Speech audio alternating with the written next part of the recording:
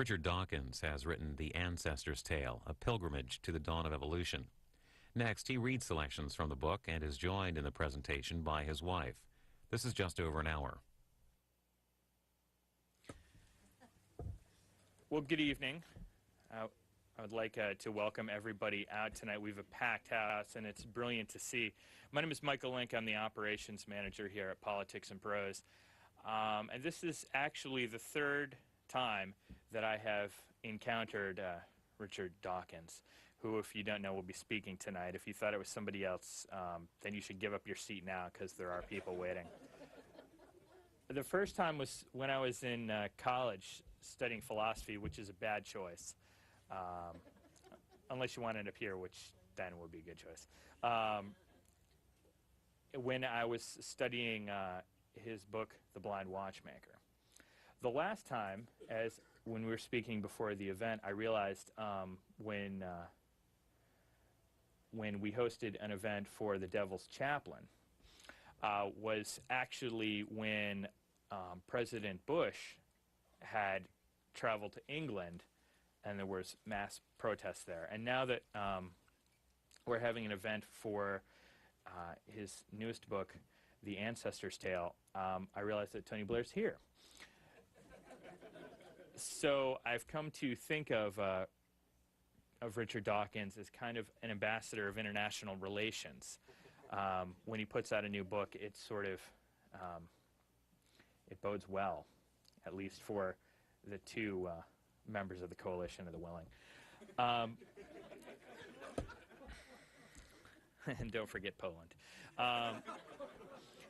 So I also think that this is an amazing time, because I've been reading recently about a number of school districts across the country who have since, have since begun to pave the way for intelligent design or creationism to be taught in public schools.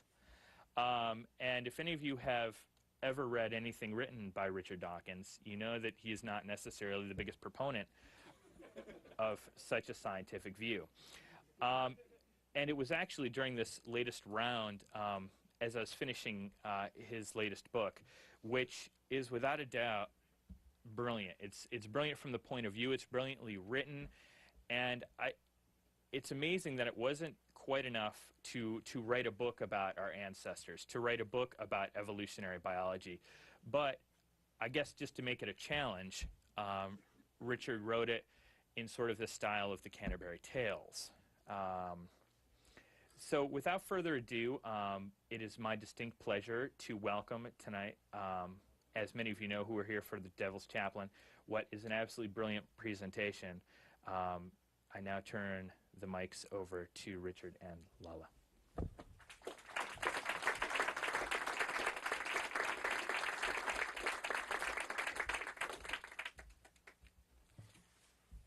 Tony Blair may be willing, but he's alone in our country.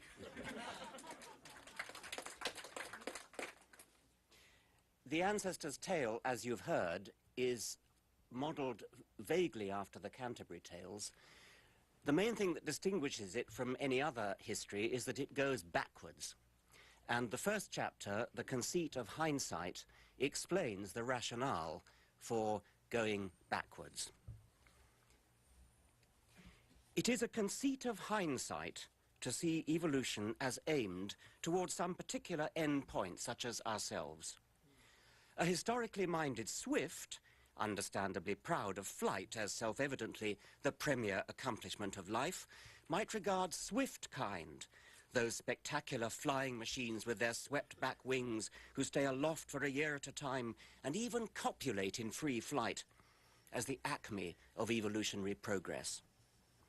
To build on a fancy of Steven Pinker, if elephants could write history, they might portray tapirs, elephant shrews, elephant seals, and proboscis monkeys as tentative beginners along the main trunk road of evolution. Taking the first fumbling steps, but each, for some reason, never quite making it, so near yet so far. Elephant astronomers might wonder whether, on some other world, there exist alien life forms that have crossed the nasal Rubicon and taken the final leap to full proboscitude. We are neither swifts nor elephants, we are people. As we wander in imagination through some long-dead geological epoch, it's humanly natural to reserve a special warmth and curiosity for whichever otherwise ordinary species in that ancient landscape is our ancestor. It's an intriguingly unfamiliar thought that there's always one such species. It's hard to deny our human temptation to see this one species as on the main line of evolution, the others as supporting cast, walk-on parts, sidelined cameos. Without succumbing to that error, there is one way to indulge a legitimate human centrism while respecting historical propriety. That way is to do our history backwards, and it is the way of this book. The ancestor's tale is cast in the form of an epic pilgrimage from the present to the past. All roads lead to the origin of life, but because we are human, the path we shall follow will be a human pilgrimage to discover human ancestors. As we go, we shall greet other pilgrims who join us at a series of rendezvous points as we encounter the common ancestor we share with each of them. The first fellow pilgrims we greet, some 5 million years ago, deep in Africa, where Stanley memorably shook hands with Livingstone, are the chimpanzees. 1 million years further into the past, the gorillas join us, then the orangutans, next the gibbons, then monkeys, and so on until we finally greet the bacteria, after which all the pilgrims march together in one single backward quest for the origin of life itself, life's Canterbury. Following Chaucer's lead, my pilgrims, which are all the different species of living creature, have the opportunity to tell tales along the way. It is these tales that form the main substance of the book. Incidentally, I decided it would be twee to let them tell their tales in the first-person singular. And as with Chaucer's tales, they're not necessarily about the teller, but they carry a message about life or evolution in general. Surprisingly, there are only 39 of these rendezvous as we journey back, the bacteria being rendezvous 39. And in these readings, we'll just jump through just a few of these rendezvous and a few of the tales. We go first to rendezvous 2, which is about 7 million years into the past, where the gorilla pilgrims join us. The gorilla's tale. The rise of Darwinism in the 19th century polarized attitudes towards the apes. Opponents who might have stomached evolution itself balked with visceral horror at cousinship with what they perceived as low and revolting brutes, and desperately tried to inflate our differences from them. This was nowhere more true than with gorillas. Apes were animals. We were set apart. Worse, where other animals such as cats or deer could be seen as beautiful in their own way, gorillas and other apes, precisely because of their similarity to ourselves, seemed like caricatures, distortions, grotesques. Darwin never missed an opportunity to put the other view, sometimes in little asides, such as his charming observation in The Descent of Man, that monkeys smoke tobacco with pleasure. Nowadays, scientists not only think we resemble apes, we include ourselves within the apes, specifically the African apes. We emphasize, by contrast, the distinctness of apes, including humans, from monkeys. To call a gorilla or a chimpanzee a monkey is a solecism. It has not always been so.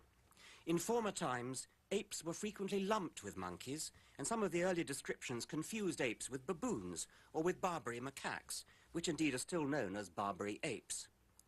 More surprisingly, long before people thought in terms of evolution at all, and before apes were clearly distinguished from each other or from monkeys, great apes were often confused with humans. Agreeable as it would be to approve this apparent prescience of evolution, it unfortunately may owe more to racism. Early white explorers in Africa saw chimpanzees and gorillas as close kin only to black humans, not to themselves. Interestingly, tribes in both Southeast Asia and Africa have traditional legends suggesting a reversal of evolution as conventionally seen. Their local great apes are regarded as humans who fell from grace. Orangutan means man of the woods in Malay.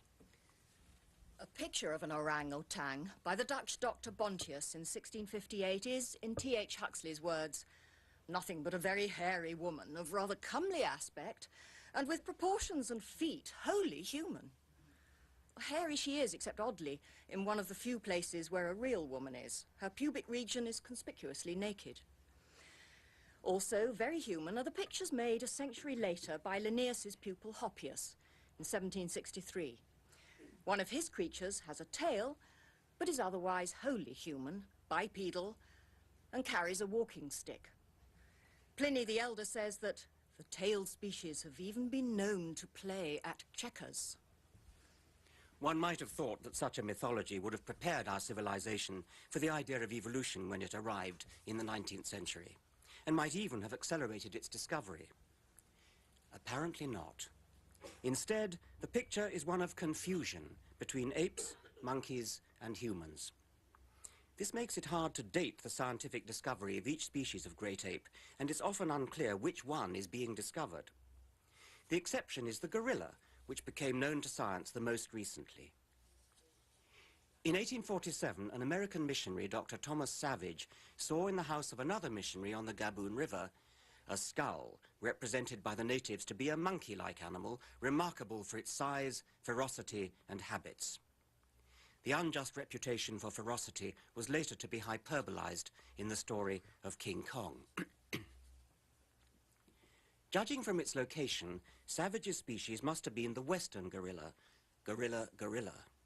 The mountain gorilla was discovered, he shot it, by the German Robert von Behringer as late as 1902. As we shall see, it is now regarded as a subspecies of the eastern gorilla, and the whole eastern species now, unfairly one might think, bears his name, Gorilla beringii. The Pygmies, originally mentioned by Homer and Herodotus as a legendary race of very small humans, were later assumed by 17th and 18th century explorers to be none other than the chimpanzees then being discovered in Africa. Tyson, 1699, shows a drawing of a pygmy, which, as Huxley says, is plainly a young chimpanzee, although it too is depicted walking upright and carrying a walking stick. Now, of course, we use the word pygmy for small humans again. This leads us back to the racism which, until relatively late in the 20th century, was endemic in our culture. Early explorers often assigned the native peoples of the forests a closer affinity with chimpanzees, gorillas, or orangs than with the explorers themselves. In the 19th century, after Darwin, evolutionists often regarded African peoples as intermediate between apes and Europeans on the upward path to white supremacy. This is not only factually wrong, it violates a fundamental principle of evolution. Two cousins are always exactly equally related to any outgroup because they are connected to that outgroup via a shared ancestor. For reasons given in the bonobo's tale, all humans are exactly equally close cousins to all gorillas. Racism and speciesism and our perennial confusion over how inclusively we wish to cast our moral and ethical net are brought into sharp and sometimes uncomfortable focus in the history of our attitudes to our fellow humans and our attitudes to apes, our fellow apes. Moving back now from Rendezvous 2 to Rendezvous 10, back to 75 million years ago, where we're joined by the rodents. Rendezvous 10, rodents. Rodents are one of the great success stories of mammaldom. More than 40% of all mammal species are rodents, and there are said to be more individual rodents in the world than all other mammals combined. Rats and mice have been the hidden beneficiaries of our own agricultural revolution, and they've travelled with us across the seas to every land in the world. They devastate our granaries and our health. Rats and their cargo of fleas were responsible for the Great Plague and arguably the Black Death. They've spread typhus and have been blamed for more human deaths in the second millennium than all wars and revolutions put together. When even the 4 horsemen of the apocalypse are laid low, It will be rats that scavenge their remains, rats that will swarm over the ruins of civilization. Rodents are gnawing machines. They have a pair of very prominent incisor teeth at the front, perpetually growing to replace massive wear and tear. Rodents can gnaw their way through almost anything. Most are mouse-sized, but they range up through marmots, beavers, agoutis and maras to the sheep-sized capybaras of the South American waterways. Capybaras are prized for meat, not just because of their large size, but because, bizarrely, the Roman Catholic Church traditionally deemed them honorary fish for Fridays. Presumably because they live in water. Large as they are, modern capybaras are dwarfed by various giant South American rodents that went extinct only quite recently. The giant capybara, Protohydrocheirus, was the size of a donkey. Telecomis was an even larger rodent, the size of a small rhinoceros, which, like the giant capybara, went extinct at the time of the Great American Interchange, when the Isthmus of Panama ended South America's island status. A world without rodents would be a very different world. It is less likely to come to pass than a world dominated by rodents and free of people. If nuclear war destroys humanity and most of the rest of life, a good bet for survival in the short term and for evolutionary ancestry in the long term is rats. I have a post-Armageddon vision. We and all other large animals are gone. Rodents emerge as the ultimate post-human scavengers. They gnaw their way through New York, London and Tokyo, digesting spilled larders, ghost supermarkets and human corpses, and turning them into new generations of rats and mice, whose racing populations explode out of the cities and into the countryside. When all the relics of human profligacy are eaten, populations crash again, and the rodents turn on each other and on the cockroaches scavenging with them. In a period of intense competition, short generations, perhaps with radioactively enhanced mutation rates, boost rapid evolution. With human ships and planes gone, islands become islands again, with local populations isolated, save for occasional lucky raftings, ideal conditions for evolutionary divergence. Within 5 million years, a whole range of new species replace the ones we know. Herds of giant grazing rats are stalked by saber-toothed predatory rats. Given enough time, will a species of intelligent, cultivated rats emerge? Will rodent historians and scientists eventually organize careful archaeological gnaws through the strata of our long compacted cities and reconstruct the peculiar and temporarily tragic circumstances that gave ratkind its big break? Back one more rendezvous to rendezvous 11, we're joined about 85 million years ago by the Lauratiatheres, which is a very large group of animals, not until recently realized to be a group at all. They include the carnivores, the horses, the cattle, the bats, shrews, many other creatures, and we're now going to read the hippo's tale. When I was a schoolboy studying Greek, I learned that hippos meant horse and potamos, river. Hippopotamuses were river horses. Later, when I gave up Greek and read zoology, I was not too disconcerted to learn that hippopotamuses weren't close to horses after all. Instead, they were classified firmly with pigs in the middle of the even-toed ungulates, or artiodactyls. I have now learned something so shocking that I'm still reluctant to believe it, but it looks as though I'm going to have to. Hippos' closest living relatives are whales. The even-toed ungulates include whales. Whales, needless to say, don't have hooves at all, whether odd or even-toed. Indeed, they don't have toes. Whales are wonders of the world. They include the largest organisms that have ever moved. They swim with up and down movements of the spine, derived from the mammalian gallop, as opposed to the side-to-side wave motion of the spine of a swimming fish or a running lizard, or presumably a swimming ichthyosaur, which in other respects looked rather like a dolphin, except for the telltale vertical tail, where the dolphins is horizontal for galloping through the sea. The front limbs are used for steering and stabilizing. There are no externally visible hind limbs at all, but some whales have small vestigial pelvic and leg bones buried deep in their bodies. It would not be too hard to believe that whales are closer cousins to even-toed ungulates than they are to other mammals. A bit strange, perhaps, but not shocking to accept that some remote ancestor branched to the left and went to sea to give rise to the whales, while it branched to the right to give the even-toed ungulates. What is shocking is that according to the molecular evidence, whales are deeply embedded within the even-toed ungulates. Hippos are closer cousins to whales than hippos are to anything else, including other even-toed ungulates, such as pigs. Something happened in the history of the whales that made them flip into evolutionary overdrive. Their closest cousins, the hippos, remained relatively static as normal, respectable artiodactyls. The whales evolved so much faster than all the rest of the artiodactyls that their origin within that group was obscured until molecular taxonomists came along and uncovered it. So what is special about the history of the whales? When you write it down like that, the solution leaps off the page. Leaving the land and becoming wholly aquatic was a bit like going into outer space. When we go into space, we are weightless.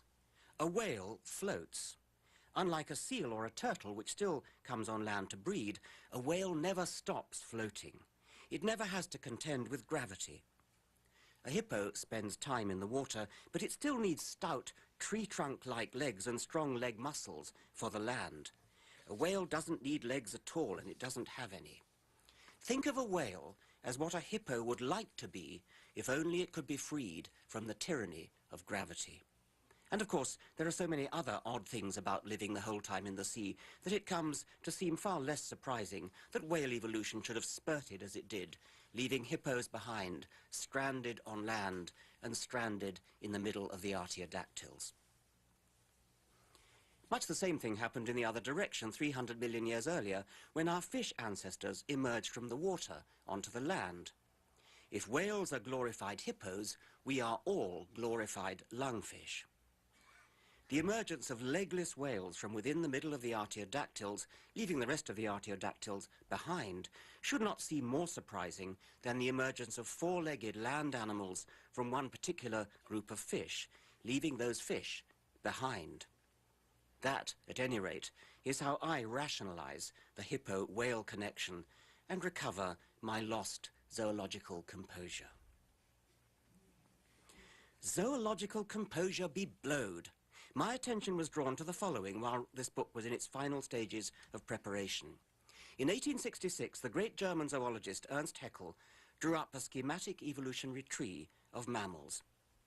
I'd often seen the full tree reproduced in histories of zoology, but I'd never before noticed the position of the whales and hippos in Haeckel's scheme. Haeckel presciently placed the whales close to the artiodactyls, but the real stunner is where he put the hippos. He called them by the unflattering name obesa, and he classified them not in the artiodactyls, but as a tiny twig on the branch leading to the whales. There is no new thing under the sun. Is there anything whereof it may be said, see, this is new?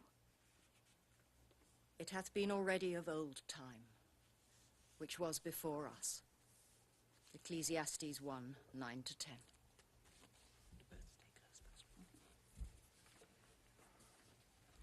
Back now to Rendezvous 16, where that's about 310 million years ago, where we mammals are joined by all the reptiles, where reptiles includes birds, because birds are, of course, merely modified dinosaurs. The elephant bird's tail. From the tales of the Arabian Nights, the image that most stirred my childish imagination was the roc encountered by Sinbad the sailor, who at first thought this monstrous bird was a cloud come over the sun. I had heard aforetime of pilgrims and travellers how in a certain island dwelleth a huge bird called the roc, which feedeth its young on elephants. The legend of the rock, or ruck, surfaces in several stories of the Arabian Nights. It is mentioned by Marco Polo as living in Madagascar, and envoys from the king of Madagascar were said to have presented the Khan of Cathay with a rock feather. Michael Drayton invoked the monstrous bird's name to contrast it with the proverbially tiny wren. All feathered things yet ever known to men, from the huge ruck unto the little wren. What is the origin of the rock legend? And if it is pure fantasy, whence the recurrent connection with Madagascar? Fossils from Madagascar tell us that a gigantic bird, the elephant bird Aepyornis maximus, lived there perhaps until as late as the 17th century, although more probably around 1000 AD. The elephant bird finally succumbed, perhaps partly through people stealing its eggs, which were up to 1 metre in circumference and would have provided as much food as 200 chicken eggs. The elephant bird was 3 metres tall and weighed nearly half a ton, as much as 5 ostriches. Unlike the legendary rock, which used its mighty wingspan to carry Sinbad aloft as well as elephants, the real elephant bird could not fly, and its wings were small, like an ostrich's. But though a cousin, it would be wrong to imagine it as a scaled-up ostrich. It was a more robust, heavy-set bird, a kind of feathered tank, with a big head and neck, unlike the ostrich's slender periscope. Given how legends readily grow and inflate, Aepyornis is a plausible progenitor of the rock. The elephant bird was probably vegetarian, unlike the fabulously jumbophagous rock, and unlike earlier groups of giant carnivorous birds such as the Phorus rhacoid family of the New World. They could grow to the same height as Aepyornis with a fearsomely hooked beak, which, as if in justification of their nickname of feathered tyrannosaurs, looks capable of swallowing a medium-sized lawyer whole. These monstrous cranes seem at first sight better casting for the role of the terrifying rock than Aepyornis, but they went extinct too long ago to have started the legend, and in any case Sinbad or his real-life Arab counterparts never visited the Americas. The elephant bird of Madagascar is the heaviest bird known to have lived, but it's not the longest. Some species of moa could reach a height of 3.5 metres, but only if the neck was raised, as in one early museum mounting. In life, it seems they normally carried the head only a little way above the back. But the moa cannot have generated the rock legend, for New Zealand, too, was well beyond Sinbad's ken. About 10 moa species existed in New Zealand, and they ranged in size from turkey to double-sized ostrich. Moas are extreme among flightless birds in that they have no trace of wings at all, not even buried vestiges of wing bones. They thrived in both the North and South Islands of New Zealand until the recent invasion by the Maori people, about 1250 AD. They were easy prey, no doubt for the same reason as the dodo. Except for the extinct Haast's eagle, the largest eagle ever to have lived, they'd known no predators for tens of millions of years, and the Maoris slaughtered them all, eating the choicer parts and discarding the rest, belying, not for the first time, the wishful myth of the noble savage living in respectful harmony with his environment. By the time the Europeans arrived, only a few centuries after the Maoris, the last moa was gone. Legends and tall stories of sightings persist to this day, but the hope is forlorn. In the words of a plaintive song to be sung in a mournful New Zealand accent. Now moa, in old Aotearoa, can't get 'em, they've et 'em. They've gone and there ain't no moa. The elephant bird's tale goes on to discuss the molecular taxonomy, not just of existing large flightless birds, rat-eyed birds like ostriches and emus, but also of the elephant bird itself, because enough traces remain to get some DNA, and of moas, again, because enough DNA remains, with fascinating results. And the conclusion to the tale is about the geological theory of plate tectonics, the drifting of the continents. That's typical of the way I'm using the tales to give more general lessons about evolution. We now move back to rendezvous 26 out of the 39 altogether, and this is where most of the invertebrate pilgrims greet us at 590 million years ago, the barnacle's tale. When I was at boarding school, it was occasionally necessary to apologize to the housemaster for being late for dinner. Sorry I'm late, sir. Orchestra practice. Or whatever the excuse might be. On those occasions when there really was no good excuse and we had something to hide, we formed the habit of saying, Sorry I'm late, sir. Barnacles. He always nodded. He always nodded kindly, and I don't know whether he ever wondered what this mysterious out-of-school activity might be. It is possible that we were inspired by the example of Darwin, who devoted years of his life to barnacles so single-mindedly that his children were moved to ask in innocent puzzlement, after being shown round the house of some friends, Well, then, where does your papa do his barnacles? I'm not sure that we knew the Darwin story then, and I suspect that we invented the excuse because there is something about barnacles that seems too implausible to be a bluff. Barnacles are not what they seem. That applies to other animals too, and it's the theme of the barnacle's tale. Contrary to all appearances, barnacles are crustaceans. The ordinary acorn barnacles, which encrust the rocks like miniature limpets, helping your shoes not to slip if you're wearing them and hurting your feet if you're not, are completely unlike limpets internally. Inside the shell, they are distorted shrimps, lying on their backs, kicking their legs in the air. Their feet bear feathery combs or baskets with which they filter particles of food out of the water. Goose barnacles do the same thing, but instead of sheltering under a conical shell like an acorn barnacle, they sit on the end of a stout stalk. They get their name from yet another misunderstanding of the true nature of barnacles. Their wet, filtering feathers give them the appearance of a baby bird in its egg. In the days when people believed in spontaneous generation, a folk belief grew that goose barnacles hatched into geese. Specifically, Brantoleucopsis, the barnacle goose. Most deceptive of all, indeed probably holding the record for animals not looking remotely like the thing that zoologists know them to be, are the parasitic barnacles such as Saculina. Saculina is not what it seems with a vengeance. Zoologists would never have realized that it is in fact a barnacle but for its larva.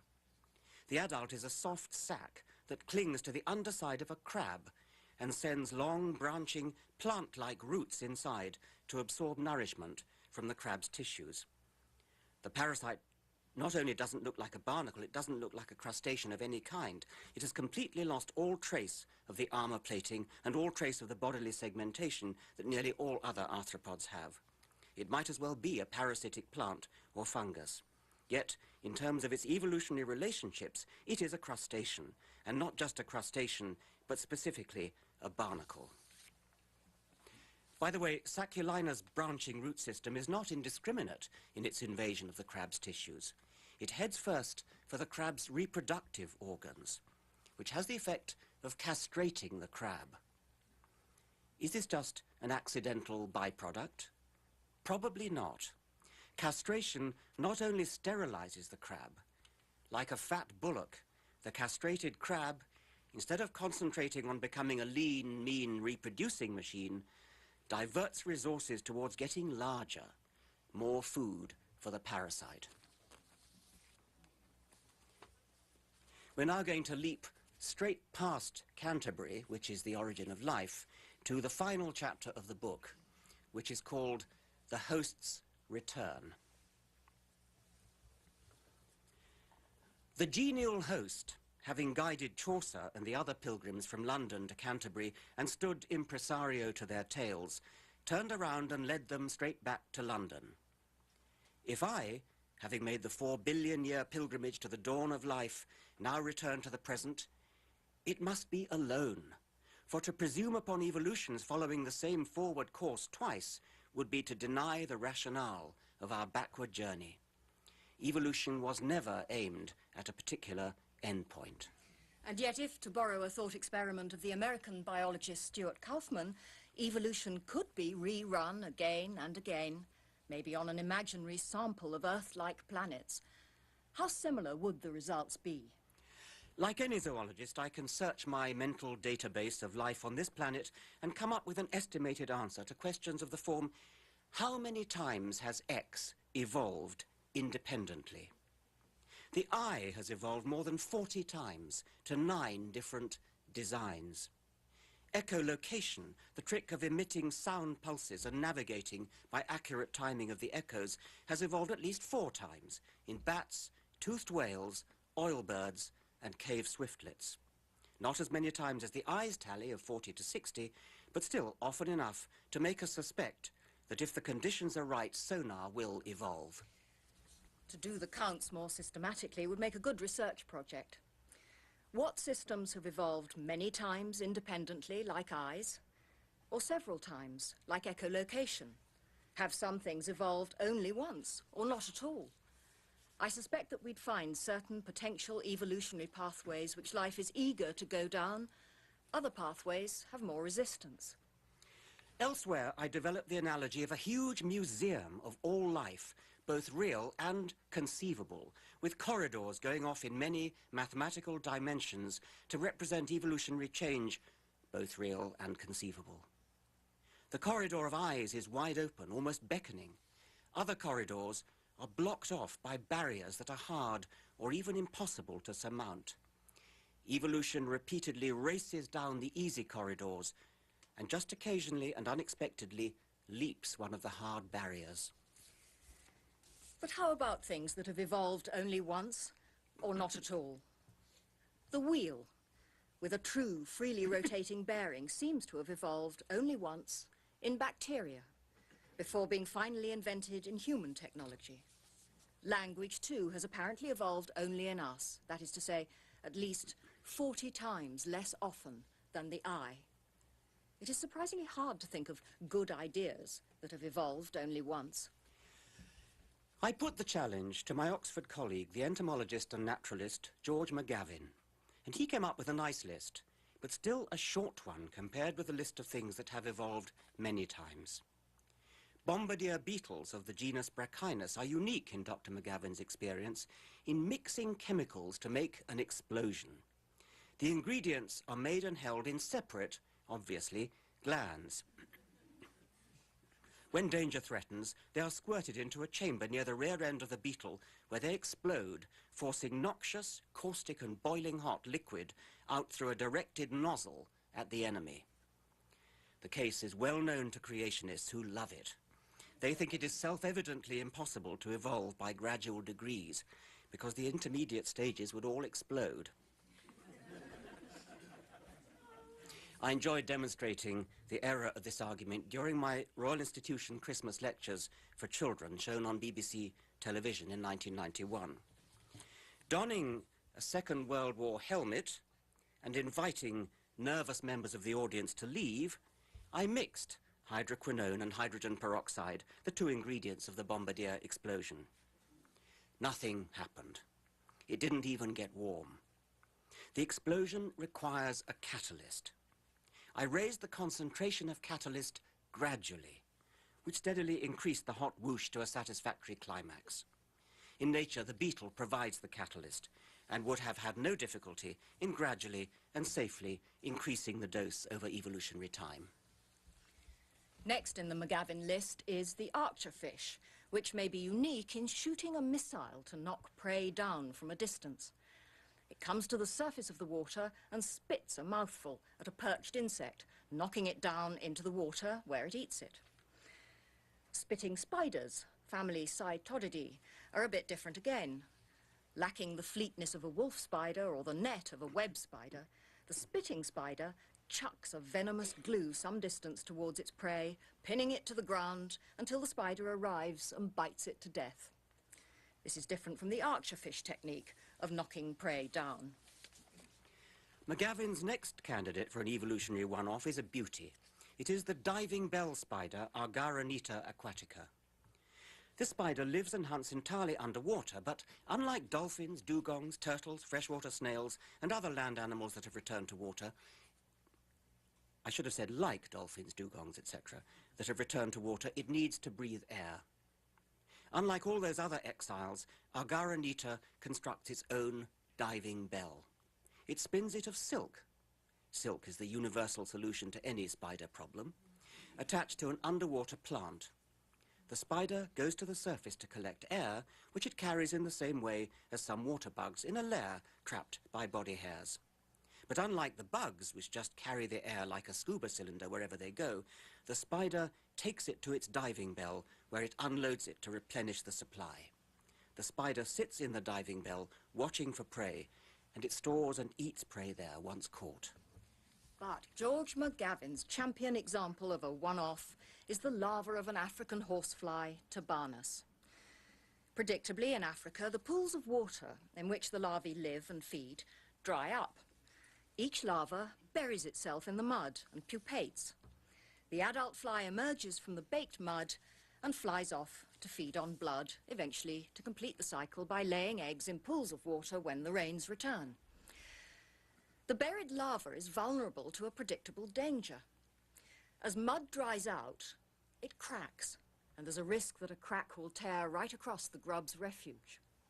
It could theoretically save itself if it could somehow engineer a way for any crack that approaches it to be diverted around it instead. And it does indeed achieve this in a truly wonderful and probably unique manner. Before burying itself in its own pupation chamber, it first corkscrews its way down into the mud in a spiral. It then corkscrews its way back to the surface in an opposite spiral. Finally, it dives into the mud straight down the center between the two spirals, and that is its resting place through the bad times until water returns. Now you see what this means. The larva is encased in a cylinder of mud whose circular boundary has been weakened in advance by the preliminary spiral burrowing. This means that when a crack snakes across the drying mud, if it hits the edge of the cylindrical column, instead of cutting straight across the middle, it goes instead in a curved bypass around the edge of the cylinder, and the larva is spared. It is just like the perforations around a stamp, which stop you tearing the stamp across. Dr. McGavin believes that this ingenious trick is literally unique to this one genus of horsefly. This kind of comparative exercise, counting which things evolve often and which seldom, might help us to predict things about life outside this planet. Which features of life are parochial and which universal? This is a question that biologists ask less often than they should. If, as returning host, I reflect on the whole pilgrimage of which I have been a grateful part, my overwhelming reaction is one of amazement. Amazement not only at the extravaganza of details that we have seen, amazement too at the very fact that there are any such details to be had at all on any planet. The universe could so easily have remained lifeless and simple, just physics and chemistry, just the scattered dust of the cosmic explosion that gave birth to time and space. The fact that it did not, the fact that life evolved out of nearly nothing, some 10 billion years after the universe evolved out of literally nothing, is a fact so staggering that I would be mad to attempt words to do it justice. Even that is not the end of the matter. Not only did evolution happen, it eventually led to beings capable of comprehending the process, and even of comprehending the process by which they comprehended. This pilgrimage has been a trip, not just in the literal sense, but in the countercultural sense I met when a young man in California in the 1960s. The most potent hallucinogen on sale in Haight or Ashbury or Telegraph Avenue would be tame by comparison. If it's amazement you want, the real world has it all. Not to stray outside the covers of this book, think of Venus's girdle, migrating jellyfish and tiny harpoons. Think of the platypus's radar and the electric fish, of the horsefly larva with the apparent foresight to preempt cracks in the mud. Think redwood, think peacock, think starfish with its piped hydraulic power, Think cichlid fish of Lake Victoria evolving how many orders of magnitude faster than Lingula, Limulus, lungfish or Latimeria?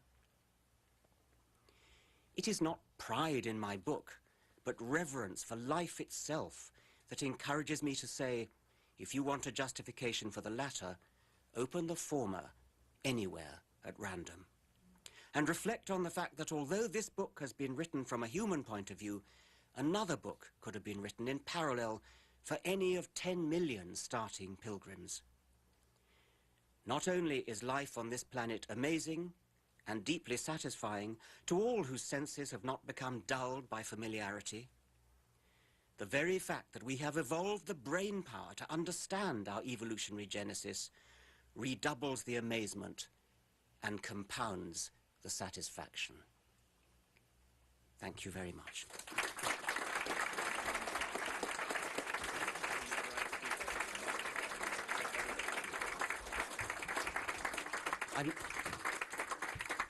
I'm very happy to take questions, and there's a microphone there if it's necessary.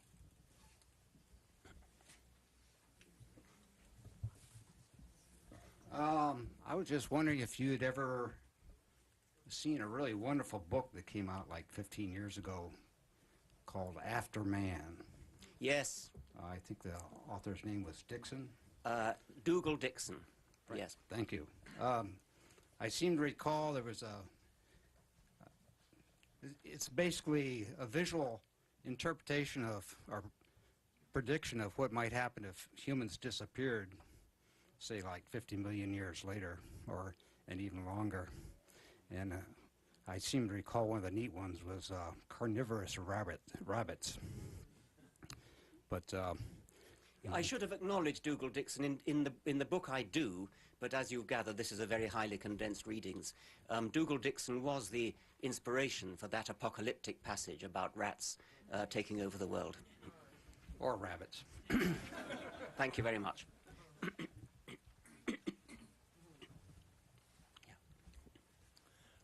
In your lecture, you mentioned rewinding the evolutionary tape, and I was wondering if you could compare that to Stephen Jay Gould's discussion in his book on the Burgess Shale. I think you might mention that in The Devil's Chaplain, but I can't recall for sure.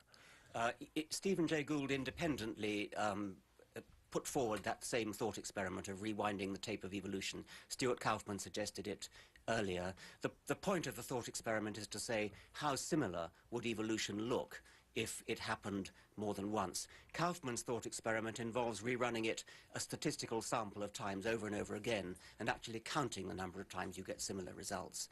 Gould's point is that life is overwhelmingly contingent, and so he would predict that every time you ran it, you'd get something totally different.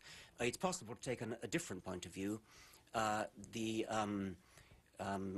Cambridge geologist whose name I'm blocking on, Simon Conway Morris, has written a book in which he argues that, quite the contrary, if you ran it again, you'd end up not only with a similar range of types, but even with something pretty similar to humans. In The Ancestor's Tale, I take an intermediate position between these two. This question goes more toward the political aspects of the book. It's clear you're taking on the evolution or the creationist theme that is so prevalent in this country, and I'm just wondering whether you run into that in Britain, and would you compare and contrast the battles that are going on? This book is actually not an advocacy of evolution. It simply assumes that evolution is true, which it is. Some of my other books could be regarded as advocacies of evolution. This one is an attempt to look at the history of the way evolution actually happened. You asked me to compare Britain and the United States in this regard. We do have our creationists and our nutcases in Britain. The difference is they don't have political power.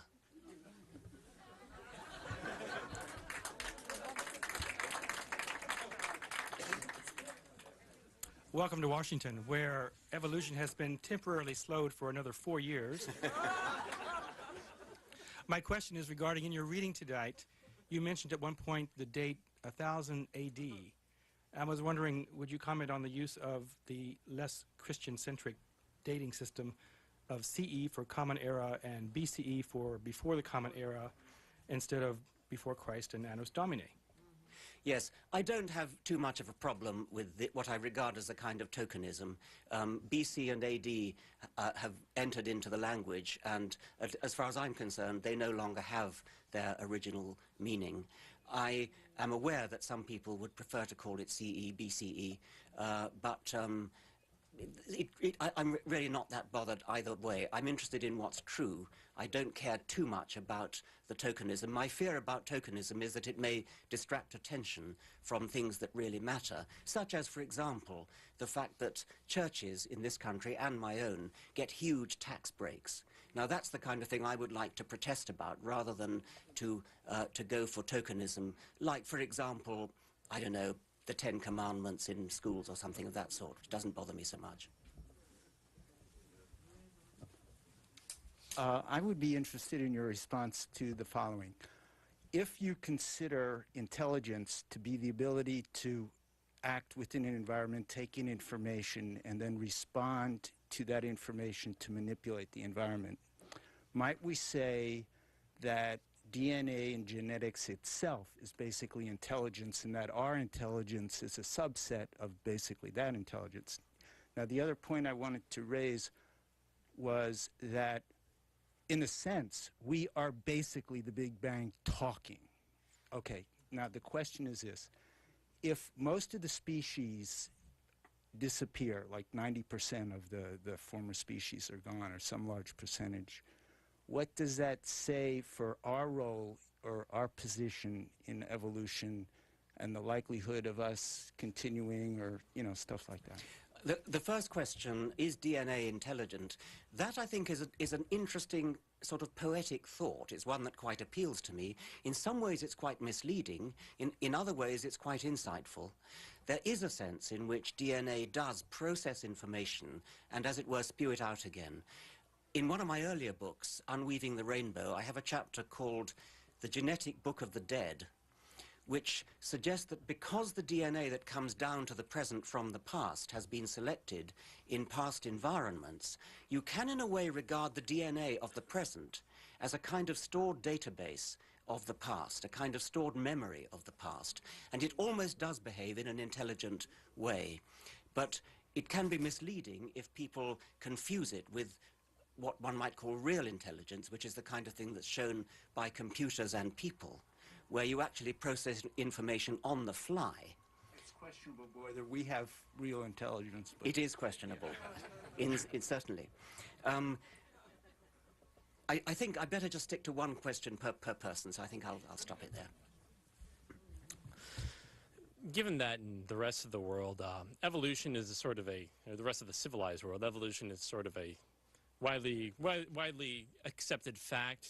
Do you view the sort of subgenres that have spun off of evolution, such as evolutionary psychology, as legitimate, or do they have a long way to go?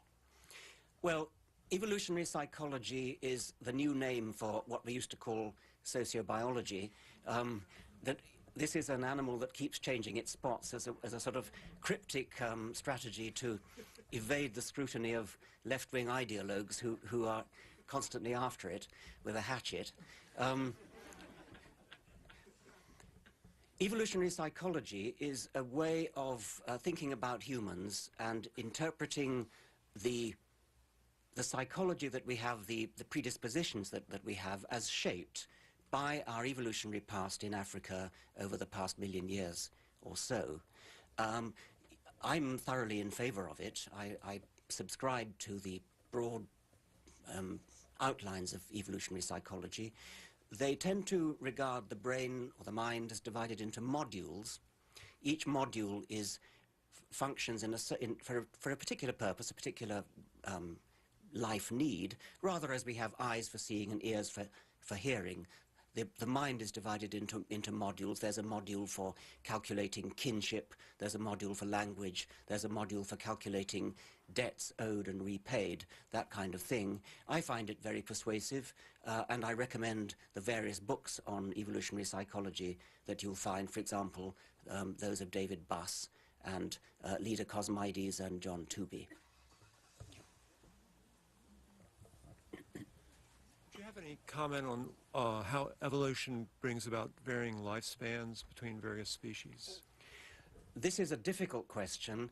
Lifespans in different species vary a great deal, and it isn't quite obvious why. It seems to be heavily correlated with size. Large animals tend to live longer, and you can kind of see why that would be. It takes a longer time to bring a child up to maturity, and so the whole cycle is spaced out more. Some species devote very little effort, very little resources into each child, and they rely upon having lots and lots of children, some of which may survive. Other species devote a lot of resources to a few children, and then it's much, the economics works out obviously that you want each child to live a long time in order to have lots of children. So it's partly based on that, but there is a lot more to it than that. There is an astonishingly good correlation actually between lifespan and size, and that's an empirical fact, and I'm not sure that we entirely understand what it's due to.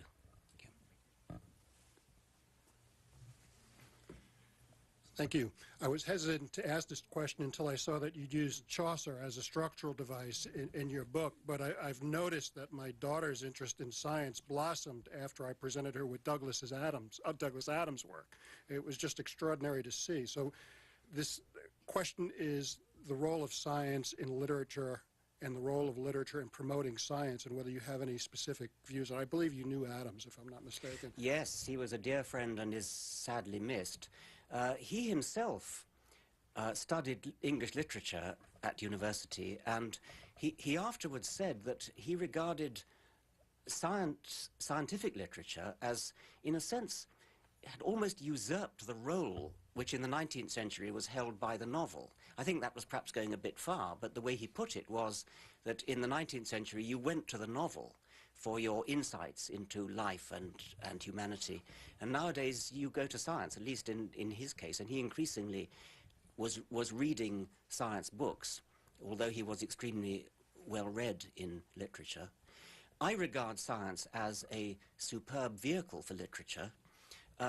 I know of a professor of English literature in this country who is running a campaign to have the Nobel Prize for Literature given to a scientist. She feels it's time that the Nobel Prize for Literature was just sometimes given to something other than a novelist, and why not a scientist? Like, give it to Churchill, they can give it to a scientist. Churchill received it for his history of, yes, yeah. So it has been given for non-fiction before, but I think it's never been given to a scientist before. Thank you. Thank you for your writings and presentation. But I was alarmed by what I thought. I thought you were suggesting that human and machine intelligence were similar. Don't you find that a counterproductive? I kind of threw that in order to rile a few people. You succeeded, yeah. right? As a computer scientist, it seems mind-limiting to suggest that machines would be built in the model of human form. Yes, I would certainly agree that computers, as they are at present built, are not modeled on minds and vice versa. I was trying to make the contrast it was the question, if you remember, about is DNA intelligent? Yes. And I was trying to say that in the sense in which DNA is not intelligent, both human brains and computers are, but that doesn't mean to say that human brains and computers are intelligent in exactly the same way as each other. Right. They certainly aren't. The evolution of computers would be limited by such an assumption. Maybe, yes. Yeah. Just three more, okay. Hello. I'm sure you've heard that just recently paleontologists have discovered the remains of, I think it was 7 skeletons of tiny humans in Southeast Asia. And I was wondering if you had given any thought to where that might fit into our human evolutionary tree. Homo floresiensis, one skeleton, which of quite a complete skeleton, has been found on the island of Flores It's about 3 feet high. It's got a very small brain. This particular skeleton is 18,000 years old. Nobody knows when they went extinct, or even if they went extinct, but presumably they did. There was an explosion on Flores 12,000 years ago, which may well have done for them, or maybe Homo sapiens did for them. They've been found with stone tools, suggesting that they might have made those stone tools. If so, they probably hunted giant rats, which still do actually live on the island. What more can I say about them? They were probably descended from Homo erectus, probably a population of Homo erectus, which lived in those parts, got across onto the island of Flores. When animals get onto islands, they very often either get very large, like the Komodo dragon, which also lived there, or they get small. And in the case of Flores woman, I should say, since the skeleton found is female, it got small. So this is an absolutely stunning find. It's one of the most exciting things that's happened in science for a long time. One can't help wondering about the glorious possibility that they might still be there. But I fear it's not likely, but wouldn't it be great? Thank you.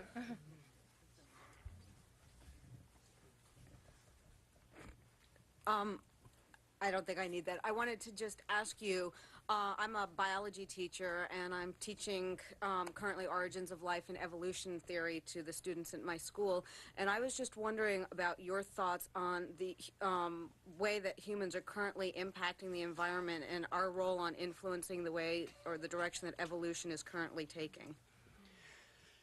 Richard Leakey has suggested that we are currently involved in causing what he calls the sixth extinction. He looks at 5 other mass extinctions over geological time, and it's a sobering thought that we might be doing that. So one of the impacts we're having is causing the extinction of many, many species and ecosystems. But you're also asking about our impact on the way evolution goes. We've already been influencing evolution in a very weird way by artificial selection, by breeding cattle and dogs and things, so that they're really very different from their ancestors. You'd never think that a Pekingese was actually a wolf. And that's one of the weird things that humans have done. That's taking the selection part of the Darwinian equation. Just very recently, it's becoming possible to influence the mutation part of the Darwinian equation, actually changing the genes themselves. And again, it may be that future generations will look back on this time as a major watershed in evolution, the moment when an evolved creature developed the technology and the brain power to actually control evolution and influence its future. If that happens, it would be the first time ever in the whole 4 billion year history of life that foresight, true planning for the future becomes an influence on evolution. Okay. I think we have one more. One more. Hi, I'm taking an introduction to sociobiology class at the George Washington University at Foggy Bottom. And I was wondering, we've read a variety of authors that have contradicted each other about what sociobiology actually is. And I was wondering if I could have your opinion on the difference in thought between sociobiologists and non-sociobiologists, excluding creationists. Sociobiology is a name that was coined by Edward O. Wilson in 1975. He wanted to bring the whole of social evolution under one umbrella, including controversially human. And the last chapter of Wilson's book is the one that is controversial, partly because I think of territorial disputes with existing social scientists who didn't take kindly to what they saw as a kind of takeover bid of their subject.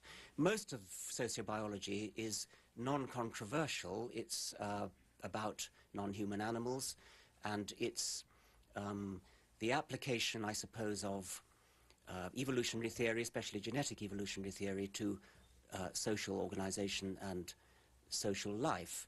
There are, of course, controversies within sociobiology. There is also controversy within biologists about sociobiology, because there are some biologists who object to it on various grounds, which I find specious, and I'm not the best person to expound. But they are very vocal, and they can do that job for themselves. This chap's very... This is probably a really, really naive question, but you said we evolved from almost nothing. Where did the almost nothing come from? Well, evolution proper began when the first self-replicating entity came into existence, the first gene in the broad sense, not DNA, but the first gene in the broad sense. On any planet in the universe, once the laws of chemistry give rise to a molecule which makes copies of itself, accurate copies of itself, but not too accurate, then natural selection can get going and evolution can get going. By almost nothing, I mean that compared to the fabulous complexity of life as we know it today, the origin of life was almost nothing. Richard Dawkins teaches science at Oxford University and is the author of several books on science and evolution. The Ancestor's Tale is published by Houghton Mifflin. Get information on the web at houghtonmifflinbooks.com. And even copulate in free flight as the acme of evolutionary progress. To build on a fancy of Steven Pinker, if elephants could write history, they might portray tapirs, elephant shrews, elephant seals, and proboscis monkeys as tentative beginners along the main trunk road of evolution. Taking the first fumbling steps, but each, for some reason, never quite making it, so near yet so far. Elephant astronomers might wonder whether, on some other world, there exist alien life forms that have crossed the nasal Rubicon and taken the final leap to full proboscitude. We are neither swifts nor elephants, we are people. As we wander in imagination through some long-dead geological epoch, it's humanly natural to reserve a special warmth and curiosity for whichever otherwise ordinary species in that ancient landscape is our ancestor. It's an intriguingly unfamiliar thought that there's always one such species. It's hard to deny our human temptation to see this one species as on the main line of evolution, the others as supporting cast, walk-on parts, sidelined cameos. Without succumbing to that error, there is one way to indulge a legitimate human centrism. Richard Dawkins has written The Ancestor's Tale, a pilgrimage to the dawn of evolution. Next, he reads selections from the book and is joined in the presentation by his wife. This is just over an hour. Well, good evening. I would like to welcome everybody out tonight. We have a packed house, and it's brilliant to see. My name is Michael Link. I'm the operations manager here at Politics and Prose. And this is actually the third time that I have encountered Richard Dawkins, who, if you don't know, will be speaking tonight. If you thought it was somebody else, then you should give up your seat now, because there are people waiting. The first time was when I was in college studying philosophy, which is a bad choice. Unless you want to end up here, which then would be a good choice. When I was studying his book, The Blind Watchmaker. The last time, when we were speaking before the event, I realized when we hosted an event for the Devil's Chaplain was actually when President Bush had traveled to England, and there was mass protests there. And now that we're having an event for his newest book, while respecting historical propriety, that way is to do our history backwards, and it is the way of this book. The Ancestor's Tale is cast in the form of an epic pilgrimage from the present to the past. All roads lead to the origin of life, but because we are human, the path we shall follow will be a human pilgrimage to discover human ancestors. As we go, we shall greet other pilgrims who join us at a series of rendezvous points as we encounter the common ancestor we share with each of them. The first fellow pilgrims we greet, some 5 million years ago, deep in Africa, where Stanley memorably shook hands with Livingstone, are the chimpanzees.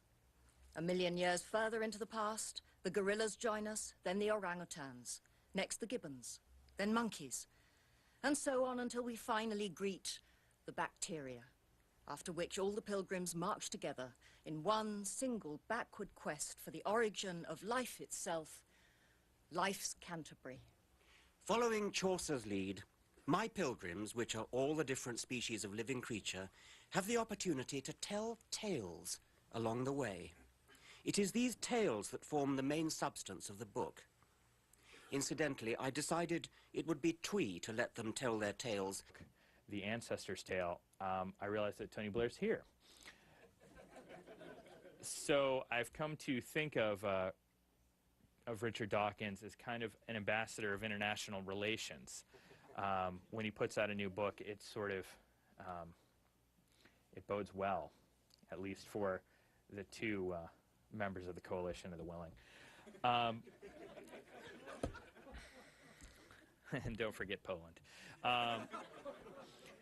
So I also think that this is an amazing time because I've been reading recently about a number of school districts across the country who have since, have since begun to pave the way for intelligent design or creationism to be taught in public schools.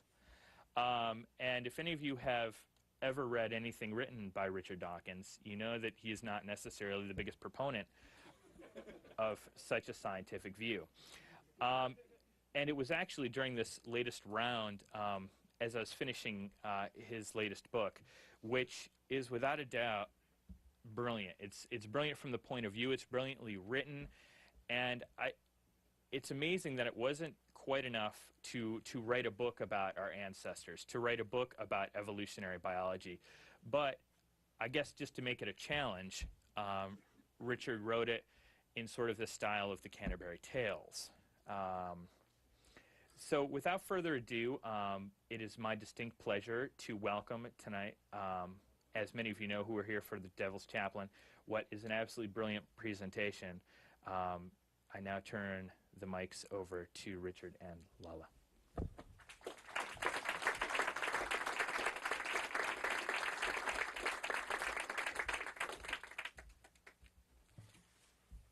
Tony Blair may be willing, but he's alone in our country.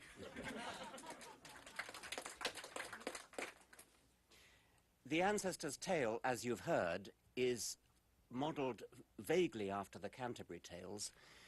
The main thing that distinguishes it from any other history is that it goes backwards.